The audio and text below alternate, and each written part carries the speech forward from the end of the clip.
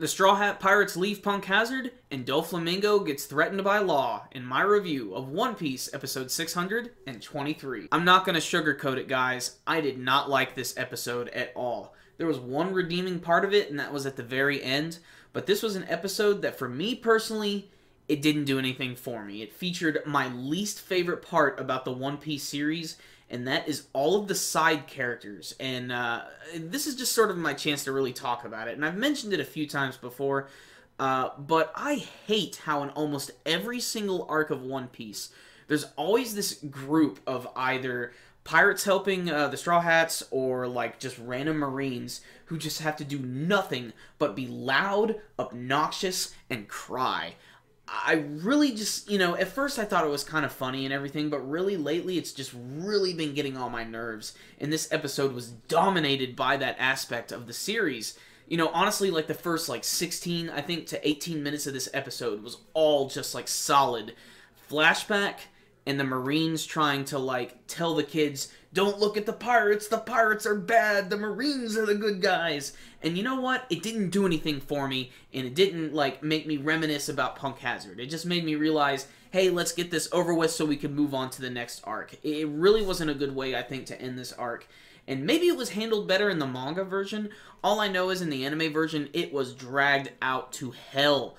It was most of this episode. So that's all I'm going to say about it, because I don't want to be freaking negative the entire review. I hate doing those type of reviews, but it's not too often I get an episode that comes along that I just straight up loathe, and this is one of those episodes, because it featured all of those big, blubbering, dumb idiots crying. Marines should not be allowed to cry that much. Okay, I'm done. Let's talk about the good stuff. The good thing is the Straw Hats are finally getting ready to leave Punk Hazard, which means events are finally going to be picking up a little bit more. And what's really important about all of this is we eventually cut away to Doflamingo. This is the most important part of the episode, and the thing, I was waiting for most of the episode, and you get it in the last, couple minutes. Essentially, Doflamingo finds this one little raft just hanging out in the middle of the ocean, and Baby Five and Buffalo's Head are just sitting there. Law cut them up. And he also left a little transponder snail that he can use to talk to Doflamingo, and I love that it actually has a little law hat. It's pretty damn funny. The transponder snails always make me laugh because they always resemble the people who they're talking to and everything. But whatever, I'm going off on a tangent. Doflamingo. What goes on here is that Law decides he's going to threaten him because he has Caesar Clown. And he also knows that Doflamingo is in line with Kaido of the Beasts. And if Kaido finds out that Doflamingo cannot produce the sad and the smiley stuff anymore, then he's going to get his ass whipped. And since he has Caesar, he's not going to be able to produce it, so obviously he's getting really nervous.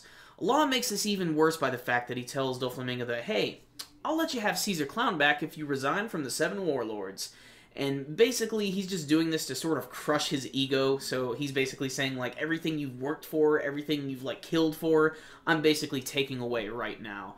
And the episode just sort of ends with Doflamingo getting really, really pissed, staring into the screen with a close-up shot, as he usually does, giving us our to-be continued screen, and the only redeeming scene of the entire episode. So the last couple minutes of this episode are the only redeeming things of this episode, for me, personally.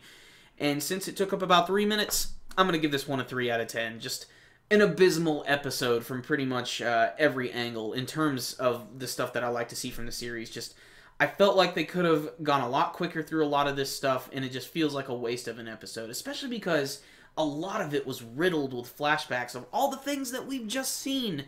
And maybe this is just their sort of excuse to show, hey, remember all that cool stuff you just saw?